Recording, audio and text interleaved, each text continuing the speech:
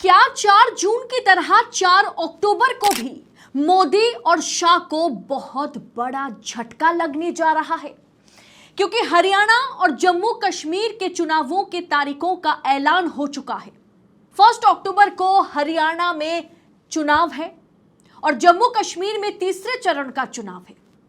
और इसमें भी हरियाणा चुनाव बहुत ज्यादा महत्वपूर्ण है, क्योंकि एक तरफ चुनाव के तारीखों का ऐलान हो गया कि 1 अक्टूबर को चुनाव है और 4 अक्टूबर को नतीजे आएंगे विधानसभा चुनाव के। और इस बीच दूसरी तरफ बगावत, भयंकर रूप से हरियाणा बीजेपी में बगावत शुरू हो गई है। लोकसभा चुनाव में बुरी तरीके से हार के बाद बीजेपी के लिए फिर एक बार खुद को रिकवर करने की तैयारी बीजेपी कर रही है। लेकिन जब बगावत बीजेपी के अंदर हो रही है, जब हरियाणा बीजेपी में तोड़फोड़ मची हुई है, तब बीजेपी के लिए आने वाला विधानसभा चुनाव जीतना आसान नजर नहीं आ रहा है। बीजेपी हरियाणा में भयंकर बगावत शुरू हो गई है। पूरा मामला बताएंगे आगे आपको वीडियो में विस्तार से कि किस तरह से मोदी कैबिनेट के पूर्व मंत्री, बीजेपी हरियाणा के दिग्गज नेता ने मोदी शाह को खुली चेतावनी दे दी है, बगावत करने और बगावत करवाने की धमकी दी है। बताएंगे पूरा माजरा क्या है। हरियाणा चुनाव के तारीखों का ऐलान होते ही किस तरह से बीजेपी 2 गुटों में बंट चुकी है। हरियाणा में मोदी शाह को चेतावनी दे रहे हैं हरियाणा के दिग्गज नेताएं। पूरा माजरा विस्तार से जानने के लिए आखिर तक वीडियो में बने रहिएगा। नमस्कार, स्वागत है आपका देश नीति पर। मैं हूं आपके साथ अदिति। देश नीति, केवल सच्ची और पक्की खबरें। दोस्तों, हरियाणा का सेमीफाइनल हारने के बाद क्या बीजेपी फाइनल मैच भी हारेगी? आइए विस्तार से जानते हैं कि कहां बीजेपी फंस गई है। सबसे पहले आप इस मैप पर जरा गौर करें दोस्तों।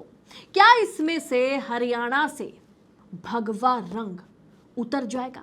भगवा रंग हट जाएगा? क्या महाराष्ट्र में भगवा रंग पूरी तरीके से गायब हो जाएगा? अगर आप लोकसभा चुनाव के मैप को देखेंगे तो आपको पता चलेगा कि कैसे भगवा रंग इस मैप से उतर गया है और किस तरह से नीले रंग ने पूरे भारत को धीरे धीरे अपने पाले में करता चला जा रहा है। अब इस मैप से हरियाणा और महाराष्ट्र भी गायब हो सकता है। मतलब बीजेपी के हाथ से अब ये 2 राज्य निकल सकता है। हरियाणा चुनाव का बिगुल आज बज चुका है। 90 सीटों पर चुनाव के तारीखों का ऐलान हो गया है। 1 अक्टूबर को चुनाव है, पोलिंग है और 4 अक्टूबर को नतीजे यानी वोट गिने जाएंगे। अब इस बीच बीजेपी में भयंकर बगावत शुरू हो गई है। हरियाणा के विधानसभा चुनाव के ऐलान होते ही बीजेपी अपने नेताओं की बगावत से जूझ रही है।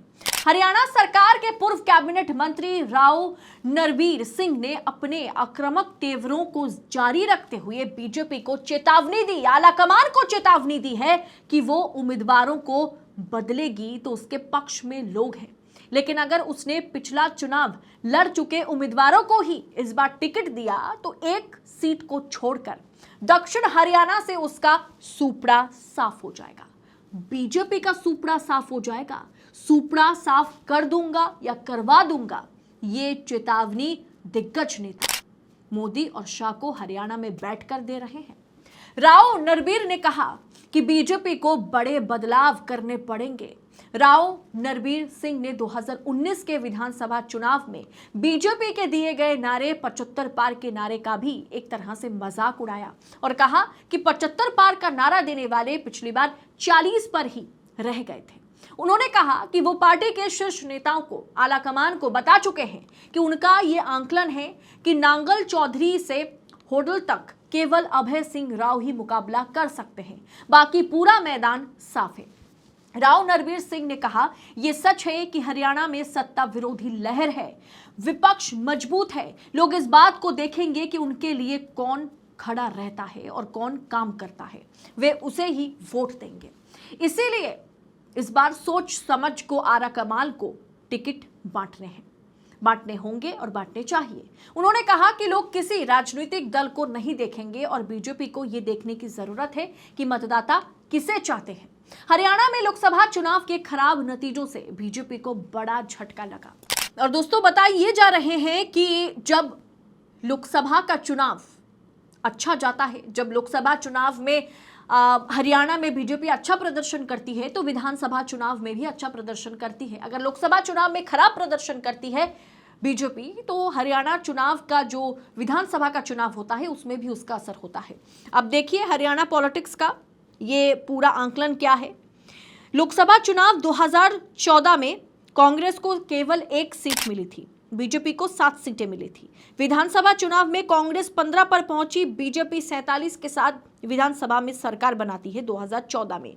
लोकसभा 2019 में कांग्रेस 0 पर अटक गई थी और बीजेपी 10 के 10 सीटें जीती थी। विधानसभा चुनाव में 31 पर कांग्रेस और वहीं पर बीजेपी 40 सीटें जीतकर फिर एक बार सरकार बनाती है। लेकिन इस बार लोकसभा चुनाव में 5 सीटें बीजेपी के खाते में गई थी और 5 सीटें कांग्रेस के खाते में गई थी। ऐसे में विधानसभा का चुनाव और नतीजे अगर लोकसभा चुनाव को देखकर आंका जाए तो बीजेपी बुरी तरीके से हरियाणा में हारने जा रही है। ऊपर से एथलीट्स, ऊपर से पहलवानों का जो प्रोटेस्ट रहा और जिस तरह से विनेश फोगाट के साथ या तमाम रेसलर्स के साथ जो नाइंसाफी की गई केंद्र सरकार द्वारा, मोदी सरकार द्वारा, बीजेपी सरकार द्वारा, उसका खामियाजा अब बीजेपी को भुगतना है हरियाणा में। वहीं लोकसभा चुनाव में कांग्रेस का वोट शेयर बढ़ा है और बीजेपी का घटा है। जैसे 2019 में मिले वोट प्रतिशत जो है कांग्रेस का 28.51% रहा, बीजेपी का 58.21 रहा। लोकसभा चुनाव में वोट प्रतिशत जो है कांग्रेस का 43.67% और बीजेपी का 46.11%।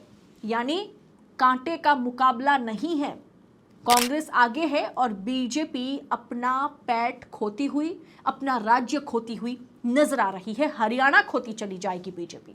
दोस्तों अमित शाह और मोदी ने देखा है कि राजस्थान और यूपी में राज्य स्तर के नेताओं को दरकिनार करके अपने मनपसंद नेताओं को मैदान में उतारने का खामियाजा बीजेपी को भुगतना पड़ा।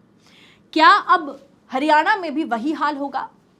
1 अक्टूबर को चुनाव है, 4 अक्टूबर को नतीजे आएंगे। क्या 4 अक्टूबर को 4 जून की तरह ही मोदी शाह के मुंह लटक जाएंगे? क्या उन्हें बड़ा डेंट लगने जा रहा है? क्या बड़ा झटका बीजेपी को लग सकता है?